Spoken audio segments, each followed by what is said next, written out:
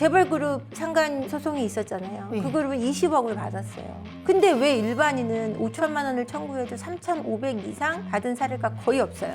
본처가 상간녀 집에 찾아가요. 뭐 아파트 현관문에 갔어요. 가택 침입죄, 바람핀 나와 그랬어요. 명예훼손죄, 뺨을 때렸어요. 폭행, 100만 원, 100만 원, 100만 원, 300만 원. 그러니까 어떤 사례까지 있냐면 나는 당신하고 바로 모텔을 갔다는 거예요. 오호. 이런 변명을 하시는 분까지 있었어요.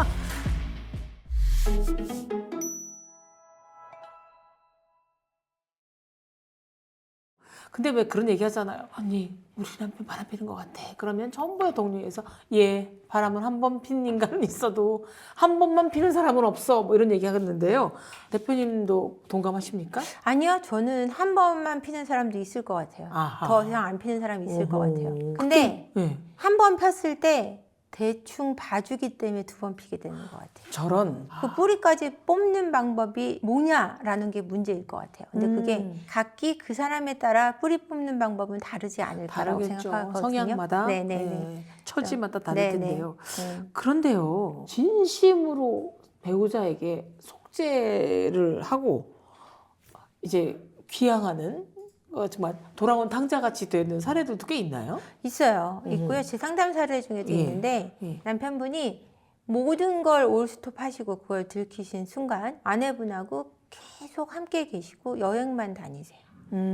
거의 2, 3년째 그렇게 생활하고 계신 분이 있어요. 아내가 그래도 계속 힘들어 한다면 모든 도시 생활을 접고 내려가셔가지고 거기서 살겠다고 그쪽에 집을 짓고 계신 분이 있어요. 너무 제가 지레짐작일 수도 있겠지만 할 수 없이 그럴 수도 있지 않나요? 그게 뭐 본인이 해보니까 별로 만족도가 상대방이 안 보일 경우에 기자님, 착한 척. 네. 그분이 체력이 안 좋아 보이기는 하세요. 그렇죠. 네, 체력이 안 좋아 보이시긴 맞아. 하세요. 그럴 수도 네, 있을 네, 거예요. 네, 그러실 수도 있어요. 근데요, 대표님 볼 때 음. 굳이 이 가정 깨질 이유가 없다. 그럴 네. 경우에 어떤 점을 강조해 주세요? 그 커플들한테는? 외도 미수일 경우요? 네. 아 이거 천기는 소리인데 이거 해도 되나 모르겠네. 아유, 해주세요. 그래도 셀코 TV잖아요. 외도 미수라고 오시지만 네. 그건 미수가 아니에요. 외도예요. 미수라고 우겨드리죠, 같이.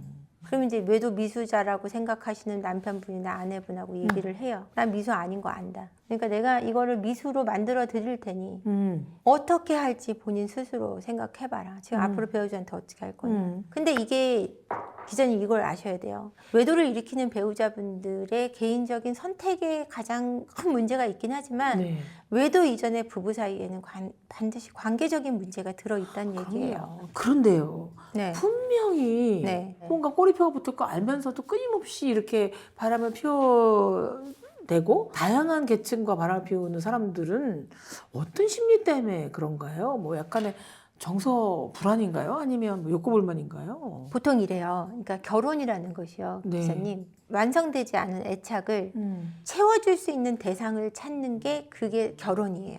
그렇죠. 그래서 그게 된다는 생각이 들 때 이 사람하고 결혼해요. 음. 내가 어릴 적에 가졌던 그 부족했던 그런 아빠에 대한 부분, 엄마에 대한 부분이 결혼한 배우자한테 느껴져요.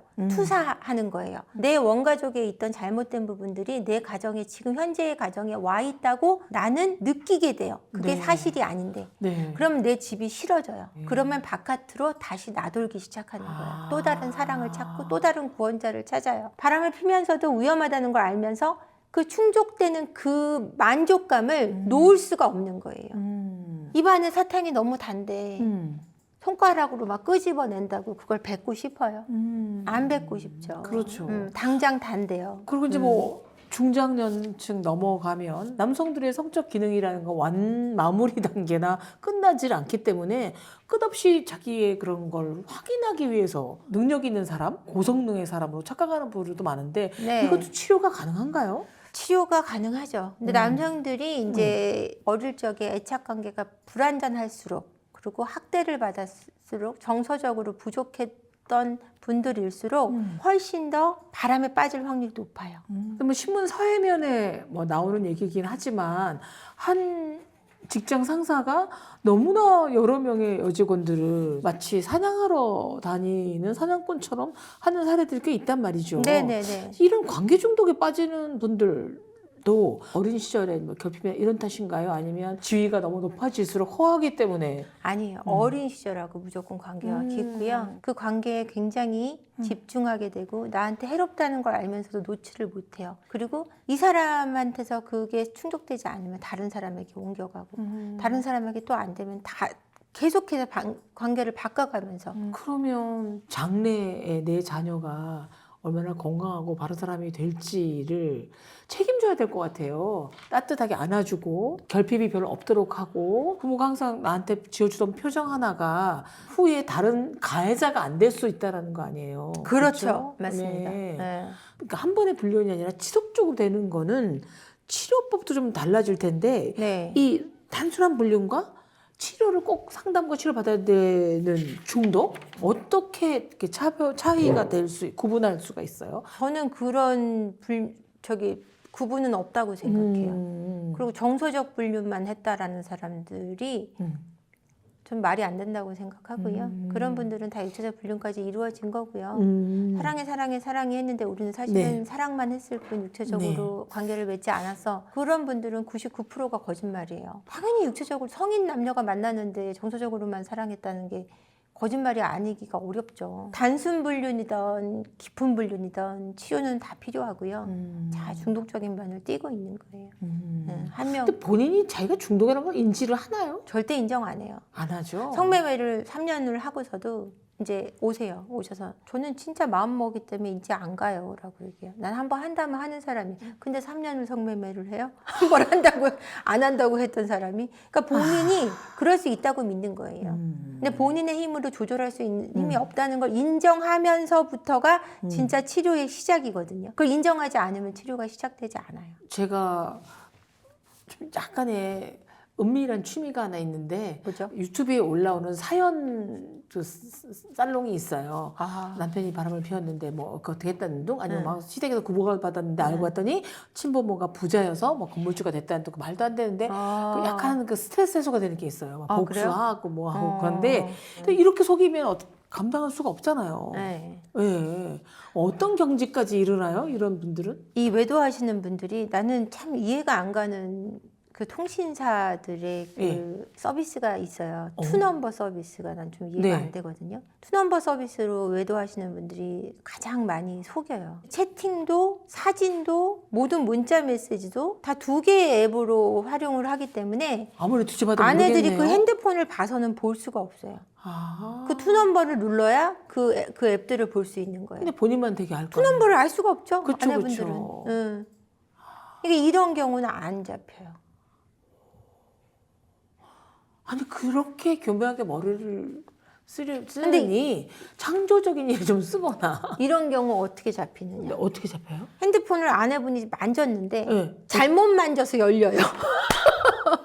아플 잘 만져서 안 열리고 잘못 만져서 열리는 거예요. 네. 어쩌다가 잘못 만졌는데 떨어뜨리다가 열리는 거예요. 네. 이래갖고 잡는 경우가 있어요. 그러니까 운이에요, 운. 그걸 운에 다행이라고 맡겨야 돼, 남편. 다행이라고 해야 될지 불행이라고 해야 될지. 근데 이제 많은 분들이 그런 얘기 하잖아요. 배우자의 바람 상대 중에 제일 위험한 게 뭐냐? 직장 동료냐? 뭐 동창이냐? 그다음에 요새 또 모임이 산악회냐? 오픈 채팅방. 오픈 채팅방. 아하, 그런 게 있는지도 몰랐어요, 저는. 이게- 그럼 어떤 사람들이 이렇게 많이 해요? 그러니까 상대에 대한 배경을 잘 모르는 상대 아니에요, 그렇게 되면? 그렇죠. 그냥 목적이 이제 네. 누군가 만나고 싶고 말하고 싶었다. 이제 아내분들이 네. 남편분들이 하시는 말씀은 나는 외로웠어. 말할 상대가 필요했어. 난 진짜 성매매 업소를 간 게 대화하러 간 거예요. 그러니까 어떤 사례까지 있냐면 나는 당신하고 관계하기 싫다고 얘기하러 모텔을 갔다는 거예요. 오호. 이런 별명을 하시는 분까지 있었어요. 피곤해서 가서 누워만 있었다. 그거는 굉장히 점잖은 별명이죠. 얼마나 하기 싫었으면 모텔에 가서 하기 싫다고 말을 했을까. 전 그렇게 생각하고요. 오픈 채팅방이라는 게 이게 그 앱에 들어가면 외로운 밤, 외로운 사람들끼리 치면 또 외로운 사람들끼리 쫙 있고요. 바람 피는 사람들은 2인만 들어올 수 있도록 딱 문을 잠궈요. 그럼 한 명만 들어오면 딱 닫아버리는 거예요. 그럼 둘이서만 얘기를 하는 거죠. 오픈 채팅방도 요즘은 바람이 많고요. 뭐 오피스 허즈밴드, 뭐 오피스 와이프는 아주 만연하고요. 아주 제일 많고요. 동창회, 동문회, 그다음에 또 동호회, 또 그중에는 골프, 등산, 탁구 탁구, 배드민턴 둘이 하는 건 무조건 문제예요. 테니스, 볼링. 태권도나 유도는 힘들 것 같은데. 아, 유도는 붙어 있잖아요. 아 그렇구나. 스킨십이 있죠. 접근성이. 수영. 그러니까 남녀가 이렇게 어울리는 사회생활을 하는 곳에서는 언제나 불륜이 발생할 수 있다라는 얘기예요. 근데 계획적으로 이렇게 오픈 채팅방 들어가서 이렇게 둘만 만나고 그러니까 뭐 외로운 여성분 찾습니다. 50대. 대화하실 여성분 찾습니다. 대화만 합니다. 뭐 이런 식으로. 그러면 여자들이 죄책감 없이 들어갈 수가 있죠. 그렇죠. 난 대화만 하려고 했으니까. 근데 그게 다 반드시 육체적인 관계로 가죠. 근데 이제 여성의 경우에는 친구들이 단체로 가가지고서 막 사무실 여기 가서. 막 1인 시위도 해주고 막 이러거든요. 근데 그걸 드라마나 뭐에서 보면 굉장히 쾌감이 느껴져요. 그렇죠. 시원하죠. 저도 이제 죽기 전에 누구 한번 이렇게 머리채 잡아보는 게 소박한. 오늘 제 머리처럼 막 소은이 따귀를 씨라는, 때리고 막 드라마에서 그럴 때마다 제가 막 대리만족을 하는데 그러나 화가 있으시네요, 우리 기자님. 네 화가 있어요. 외로움은 안 타는 대신에 화가 있는. 외로움은 안 근데 이게 현실에서 이렇게 하면요. 네. 명예훼손에 폭력에 뭐 그럼요. 기물훼손 다 네. 걸리지 않나요? 걸리죠. 근데 이 분노를 뭔가 표출해줘야 될 거 아니에요? 꼭 법으로 소송하기 이전에. 법으로 어떤 소송할 건 선에서까지 없어요. 응징을 하면 이쪽 망신 줘서 될 일이 아니다라는 거를 좀 강조하셔야 될 것 같아요. 하고 싶은 말 다 해도 되죠. 네.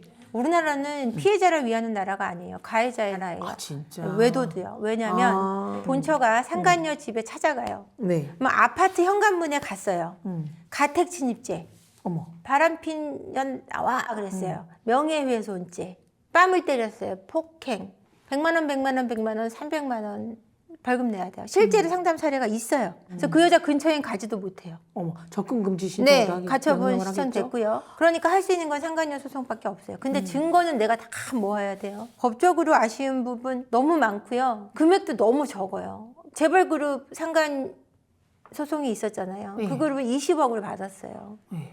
근데 왜 일반인은 5천만 원 이상이 안 되고 5천만 원을 청구해도 3,500 이상 받은 사례가 거의 없어요. 없더라고요. 1,500, 2,000, 2,500이 다고요. 상간 상대에 대해서 배상을 해도 네, 네, 5천까지가 최고치고요.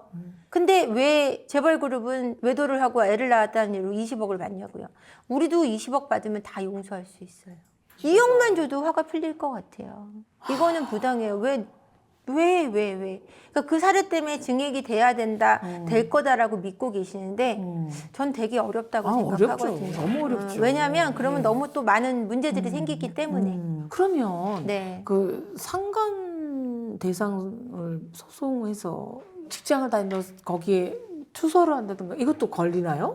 그거는 이런 거 얘기해도 되나 모르겠는데. 게시판에 막 올린다거나. 괜찮아요? 얘기해도? 네. 작가님? 네. 이게 뭐냐면은요. 네.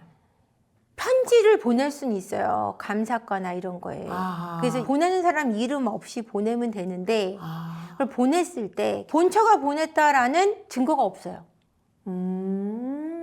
그렇죠? 네. 그럼 누군가가 게시판 사람이 약간 투서를 할 수도 있는 거. 네, 그렇게 판정이 나서 사실은 명예훼손이 잘 안 걸려요. 아. 그렇게는 보낼 수 있어요. 그런 사례는 제가 변호사님하고 상의를 해서 들은 얘기예요. 네. 굉장히 실력 있는 변호사님과 그래야 얘기하는 되잖아요. 너무 네. 많은 상처, 정신적, 정서적, 경제적, 신체적 상처를 받은 피해자가 우리나라에서 받을 수 있는 거라고는 꼴랑 1, 2천만 원? 네. 수년간의 상처에 비하면 너무 미미하잖아요. 아유, 돈도 아니죠. 네. 근데 가장 좋은 상처 치유는 네. 배신했던 배우자가 나를 다시 사랑하고 사죄하는 게 제일 큰데 그마저 안 할 때 무너진다는 거예요. 아. 내가 그 상간자나 상간녀를 벌을 주는 거에서 화가 풀리는 게 아니라 네네. 내 배우자가 나를 외면할 때 그 상처가 너무 크다는 거예요. 오히려 나한테 형사소송을 같이 하고 고발하고 그 배우자가 같이 그럴 때 너무너무 무너져요.